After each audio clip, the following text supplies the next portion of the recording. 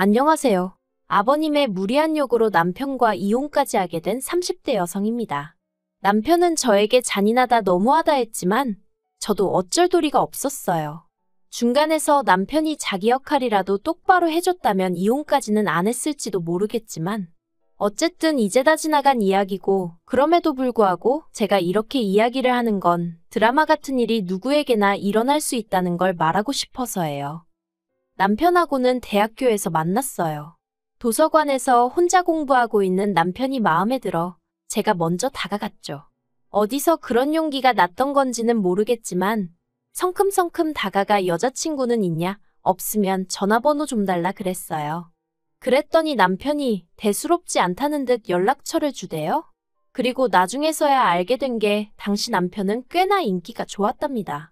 그래서 저뿐만 아니라 다른 몇몇 여학생들도 먼저 전화번호를 물어본 적이 있었던 모양이더라고요. 그런데 저는 그런 줄도 모르고 남편도 저에게 관심이 있어 순순히 연락처를 준 줄 알았고 그래서 그때부터 한마디로 엄청 공을 들였어요. 연락도 자주 하고 잘 보이려고 이런저런 노력을 많이 했죠. 그리고 그 노력의 성과라고 해야 할지 사귀자는 말은 남편 입에서 먼저 나왔답니다. 대학교 4학년 말부터 연애를 시작했고 이후로 7년을 만났어요. 만나는 동안 어느 다른 연인들처럼 다투기도 했고 헤어진 적도 있었죠. 물론 다툼은 오래가지 않았고 헤어졌다가 일주일 만에 없던 일로 하기로 하고 뭐 그런 식이었지만요. 그래도 언젠가부터 결혼을 한다면 이 사람이랑 하겠구나 하는 확신 같은 게 있었어요. 비록 남편의 환경이 마음에 걸리긴 했지만 7년의 세월 동안 서로에게 믿음을 줬고 사랑하고 있었기에 어떤 고난과 시련이 닥치더라도 결국 다 극복해낼 수 있을 거라 믿었으니까요. 남편에 대해서 좀 더 이야기해보자면 남편의 환경, 특히나 가족관계가 무척이나 복잡했어요. 이제 이혼했으니 저와는 남남인 사이고 그래서 제가 시시콜콜 이야기하는 게 옳은 일인 줄은 모르겠지만 어떻게 보면 남편과 제 갈등의 근원이기도 하니 조심스레 한번 이야기해 보겠습니다. 일단 남편의 어머님께서 남편을 임신하셨을 당시 아버님이 바람을 피셨답니다. 그리고 아버님의 불륜 상대도 임신을 했다대요. 그런데 아버님은 어머님과 남편이 아닌 상간녀와 그 사이에서 나올 자식을 택하셨고 그 길로 집을 나가셨답니다. 그리고 그 충격으로 어머님께선 남편을 낳고 얼마 지나지 않아 해선 안 되는 선택을 하셨는데 그래도 다행이었다고 해야 할지 남편의 처지를 딱하게 여긴 이모님 부부께서 남편을 걷어주셨대요. 남편을 입양하여 호적에 올리고 이후로 부모의 역할을 자처하신 거죠. 그리고 남편이 말하길 자기를 정말 사랑으로 정성스레 키워주셨다대요. 하지만 저희 친정에서는 남편의 이런 상황을 듣고는 결혼 상대는 아닌 것 같다고 하셨습니다. 저희 부모님은 소위 게임분들이시라고 믿어 의심치 않았었는데 막상 이게 제 일이라서 그런지 두 분 다 예상치 못한 반응을 보이셨죠. 특히 친정어머니께선 세상에 널리고 널린 게 남잔데 왜 그렇게 복잡한 사람을 만나느냐며 헤어졌으면 좋겠다 하셨습니다. 친정아버지의 반응도 별반 다르지 않았어요. 가족관계도 복잡한 데다가 이모님네가 먹고 사는 것도 빠듯하다면 결국 그쪽도 사람이니 저희 남편에게 바라는 게 생길 거고 그걸 하나둘 들어주다 보면 끝도 없어질 거라며 저더러 그런 걸 다 감당할 자신이 있냐 뭐 그런 식으로 말씀을 하셨거든요.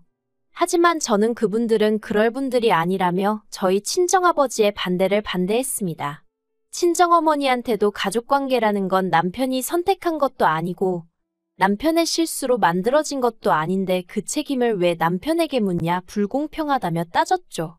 정말 눈에 뭐가 씌어도 단단히 씌었던 건지 이 세상에 친정부모님만큼 나를 생각해주고 걱정해줄 사람은 없다는 걸 깜빡 잊었었던 모양이에요.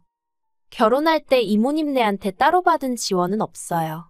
남편이 말하길 이만큼 키워주신 것도 감사한데 차마 장가간다 한 푼만 도와달라 소리는 못하겠다 했거든요. 그리고 저는 그런 남편의 입장을 이해해주기로 했습니다.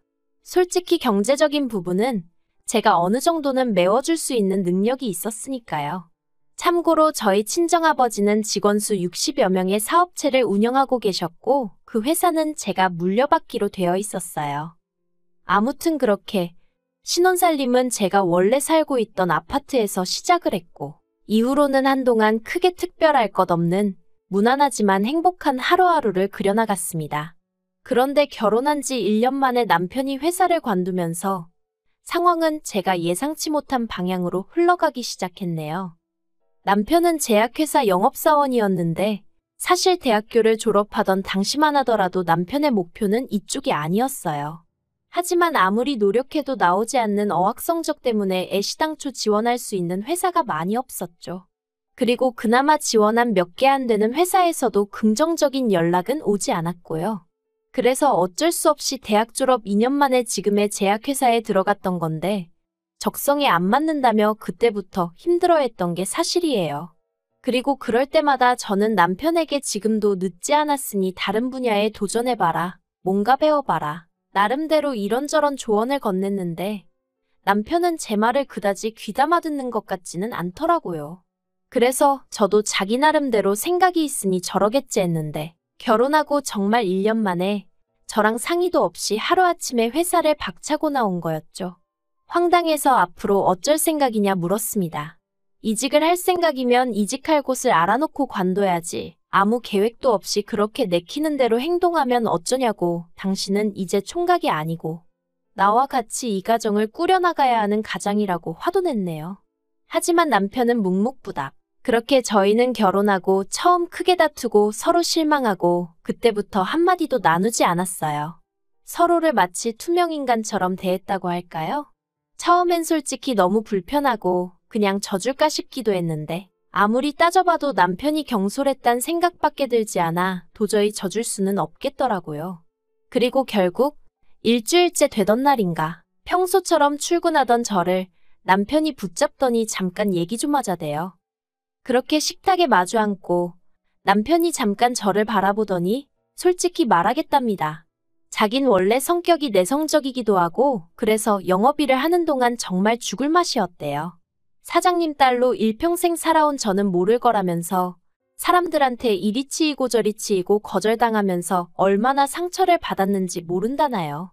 그러면서 저더러 왜 자기를 이해해주지 않냐고 서운하다 하는데 남편의 주눅든 모습을 보고 있으니 왠지 미안하기도 하고 그래서 남편에게 물었습니다. 난 단지 앞으로 당신이 뭘 할 건지 그 계획이 궁금한 것뿐이라고요. 그랬더니 남편이 그래서 말인데라며 말문을 열더니 혹시 장인어른 회사에서 내가 일할 수는 없을까 하고 묻는 거예요. 솔직히 정말 그 말만은 안 했으면 했습니다. 남편하고 한 회사를 다닌다는 거 그것도 제가 상사고 남편이 부하 직원으로 정말 내키지 않는 그림이었거든요. 물론 그렇다고 남편이 제 상사가 되는 것도 당연히 싫었고요. 우리가 아무리 부부라지만 각자의 영역이 필요하다 생각했기에 남편이 그간 힘들어하는 걸 알면서도 친정아버지 회사 이야기는 하지 않았던 건 다 그런 이유가 있어서였는데 답답하고 속상하고 마음이 복잡하대요. 하지만 남편이 이후로도 몇 번이나 어찌나 간곡하게 부탁을 하던지 저는 도무지 남편을 더는 모른 척할 수가 없었고 그래서 조심스레 친정아버지께 혹시 남편이 와서 일할 자리가 있을지 여쭙습니다. 그리고 제 이야기를 듣곤 친정아버지 또한 꽤나 불편해하셨어요. 한 집안의 가장이란 사람이 혼자 어떻게든 방법을 찾으려고 해야지 와이프한테 징징거리는 게 말이나 되냐면서요. 그리고 저는 그런 친정아버지 앞에서 아무런 대꾸도 할 수 없었습니다. 솔직히 저도 같은 마음이었으니까요. 하지만 그래도 결국 친정아버지가 한 자리 마련해 주셨어요. 대신 다른 직원들하고 똑같이 바닥부터 올라오라고 다른 직원들하고 마찬가지로 일 못하고 성과 안 나오면 바로 해고하겠다는 말씀과 함께 말이죠. 그리고 그나마 다행히도 남편은 회사 내에서 크고 작은 구설수에 오르내리는 일 없이 묵묵히 맡은 바를 잘 해내주었습니다. 그래서 언젠가부턴 저도 언젠가 아버지께 완전히 회사를 물려받으면 남편과 함께 사업을 키워봐야겠다 하는 나름의 청사진도 그리게 되대요.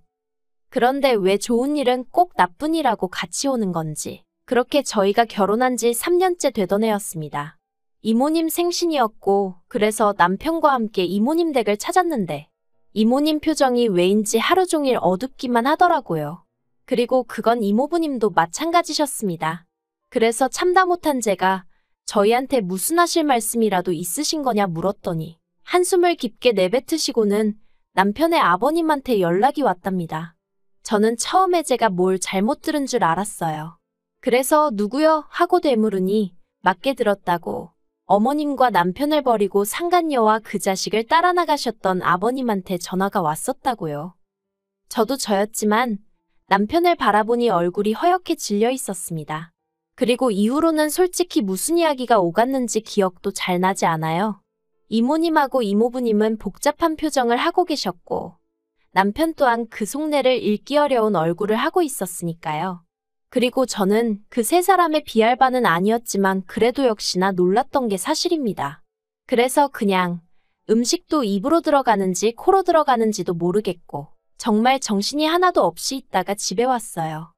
그리고 며칠 뒤 남편이 아버님과 만나기로 했다며 나갔다 왔는데 이후로 정말 몇 날 며칠을 말 그대로 죽상을 하고 있더라고요. 그래서 보다 못한 제가 도대체 무슨 일이냐고 물었더니 그제서야 한다는 말이 아버님이 대장암이시래요. 그러면서 하나밖에 없는 아들 생각이 나서 찾아왔다며 지금부터라도 같이 살자 하시더랍니다. 어이가 없어서 어떻게 그러실 수가 있냐고 제가 화를 냈어요. 당신 태어날 때 옆에 계셔주시지도 않으셨다면서 이모님한테 양육비 한번 보내주신 적 없으시다면서 갑자기 이제 와서 왜 그러시는 거냐니까. 상간녀하고는 진작에 이혼했고 상간녀와의 사이에서 낳은 애도 상간녀가 데려가 버려서 연락이 안 닿는다더랍니다. 그리고는 솔직히 그쪽에는 별로 정이 없었고 마음속으로는 늘 돌아가신 어머님과 저희 남편에 대한 미안함과 그리움 뿐이었다나요. 듣는 내내 어이가 없어서 남편한테 당신은 그 말을 믿는 거냐니까. 자기도 모르겠대요. 그리고 일단 당장은 편찮으시다 하니 뭐 하나 제대로 따지고 들 수도 없다면서? 그래서 제가 나는 화가 난다 했어요. 버릴 땐 언제고 이제 와서 아쉬우니 당신을 찾아오셨는가 본데 정말 이해가 안 된다 했죠. 그런데 그때 남편이 그래도 사람이 암이라는데 저더러 말 좀 조심하랍니다. 어이가 없더라고요. 이제껏 10년 넘는 세월을 남편 편에 서 있던 저인데 그런 제가 그 정도 말도 못하나 싶은 게 서운하기도 했고요. 그래서 알겠다고 당신 알아서 마음대로 하라고 했어요. 하지만 행여나 여기서 모시고 살 생각은 꿈도 꾸지 말라 했습니다. 당신한테는 어떨지 몰라도 나한테는 생판남이나 마찬가지인 만큼 같이는 못 산다 했죠. 그랬더니 남편이 알겠다면서 혼잣말인지 저들으라고 하는 소린지 병원비는 어떻게 해야 하지 않은데 진짜 우라가 치민다는 게 이런 건가 싶더라고요. 그런데 얼마 후 저는 더욱 황당한 소식을 접하게 되었습니다. 저희 회사에는 임직원들을 위한 대출 제도가 있어요. 회사 복지 차원에서 1억까지 저금리로 대출해 주는데 보통 주택을 사거나 할 때 많이들 쓰더라고요. 물론 제가 그 대출을 쓸 일은 없었지만요. 그런데 하루는 화장실에 갔다가 여직원들끼리 이야기하는 소리를 듣게 되었는데 저희 부부 이야기가 나왔습니다. 저희 남편이 사내 대출 신청을 했던데 이상하지 않냐면서 장인하고 와이프가 운영하는 회사에서 사내 대출이라니 웃기네 어쩌네. 그래서 제가 문을 열고 나가 방금 한 이야기가 뭐냐고 물으니 여직원들이 잠시 당황한 듯 하다가 아무것도 모르셨냐 묻더니 구구절절 설명을 해주더라고요. 남편과 같이 퇴근을 했지만 집에 오는 내내 저는 한마디도 하지 않았습니다. 머릿속을 정리할 시간이 필요했거든요. 그리고 남편도 지가 구린 짓을 해서 그런가 제 눈치를 살살 보는 것 같았습니다만 제 알바는 아니었죠. 아무튼 집에 도착하자마자 남편에게 대출 신청은 왜 했냐 물었습니다. 그러자 남편이 얼굴이 허옇게 질려서는 이내 난감한 표정을 짓고는 한다는 말이 그러면 뭐 죽어가는 아버지를 모른 채 하라는 거냐며 난데없이 저한테 화를 내는 거예요. 참나 황당해서 그럴 거면 당신 능력으로 도와드리라 했습니다. 왜 사람들 입방아에 오르내리게 사내 대출을 끌어다 쓸 생각을 하냐고 당신 와이프랑 장인어른 입장이란 건 생각도 안 하냐 했죠.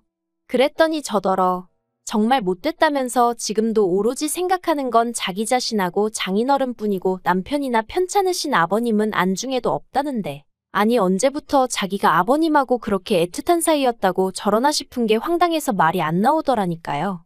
그런데 남편은 작정이라도 한 듯이 쉬지 않고 말을 이어갔습니다. 왜 이모님 이모부님한테는 부탁하지 않아도 척척 잘만 해드리면서 아버님한테는 그렇게 냉정하냐는 거예요. 저는 저 사람이 미쳤나 싶었어요. 이모님하고 이모부님이 자기를 얼마나 애써 키워주셨는지 자기가 나한테 얘기해놓고 아버님이 자기 버리고 갔단 얘기도 자기가 나한테 해놓고 이제 와서 왜 나한테 이모님네한테만 잘하냐고 따지는 게 말이 되나 싶어서요. 그래서 제가 남편더러 도대체 하고 싶은 말이 뭐냐니까 바라는 거 없답니다. 그냥 해달라는 1억만 좀 해줬으면 좋겠대요. 그걸로 치료받고 어디 방 한 칸이라도 마련해서 사시게 해드리고 싶답니다. 그러면서 그 돈을 저한테 해달라는데 제가 너무너무 속 터져서 당신 정말 제정신이냐니까. 그래도 자기한텐 하나뿐인 아버지인데 모른 척은 못하겠답니다. 마음 같아선 모시고 오고 싶지만 그건 제가 죽었다 깨어나도 안 된다 하니 어쩌겠냐면서 저더러 저도 좀 양보를 하고 남의 입장도 생각 좀 해버릇하라나요. 저는 도무지 끓어오르는 화를 주체할 수가 없었고 그래서 남편더러 아버님인지 나인지 둘 중 한 사람만 선택하라 했어요. 그랬더니 남편이 갑자기 그건 또 무슨 소리냐면서 짜증을 내길래 나는 도저히 당신이 이해가 안 된다 했죠. 그리고 말이 나왔으니 말이지만 솔직히 처자식 버리고 도망갔던 사람이 내 아버님이라는 것도 너무 싫다 어디 가서 말도 못하겠다 했어요. 그나마 연락이 닿지 않는다니까 모른 채 살았다니까 남편은 그런 아버지 밑에서 자라지 않았으니 다행이다 싶어 계속 연애했고 결혼까지 한 거지. 만약에 그런 아버님 밑에서 줄곧 자란 사람이었다면 연애는 몰라도 결혼은 절대 하지 않았을 테니까요. 아무튼 남편은 둘 중 한 사람만 택하라는 제 말에 끝까지 제대로 된 답을 내놓지 못했고 그래서 저는 결국 남편과 이혼을 결심했습니다. 남편더러 효심이 끌어올라 주체가 안 되는 모양인데 그럼 어쩌겠냐고 아버님한테 가서 살아야 하지 않겠냐 했죠. 그리고는 빠른 시일 내에 정리할 거 정리해서 내 집에서 나가달라 했습니다. 회사도 당장 내일부턴 출근하지 말라고 했죠. 그리고 남편은 남편대로 그렇게 일순간에 마음 정리하고 돌아선 저에게 놀라기도 했고 자기 말로는 너무 무섭더라나요. 그래서 저희는 순식간에 이혼 서류에 도장 찍고 그렇게 남남이 되었어요. 10년 세월이 무색하리만큼 정말 모든 게 빠르게 진행되었죠. 이모님과 이모부님은 무척이나 안타까워하시며 어떻게든 제 마음을 돌리려고 애를 쓰셨지만 보시다시피 잘 안 됐어요. 남편이 더 이상 이모님 내외의 말을 귀담아 듣지 않고 오로지 아버님 한 분만 바라봤으니까요. 그리고 그런 남편을 앞장 세우고 아버님은 나날이 더 기고만장해지셔서 이모님에게 소식을 전해 듣기론 내 자식한테 부모 행세하며 효도받지 않았냐고 그거 다 토해내라 그런 말씀까지 들으셨답니다. 정말 아무리 남편을 세상에 있게 해주신 분이라지만 인간 말종이 따로 없다 싶었다니까요. 그런데 왜 모두가 보는 걸 남편만 못 보고 저렇게 돼버린 건지 그래도 함께한 세월이 있어서 그런가 그런 남편을 생각하면 마음이 좋진 않아요. 그래도 어쩌겠어요. 이제 다 끝난 사이인걸. 그저 아버님한테 너무 뜯기지만 않으면 다행이겠다 싶네요.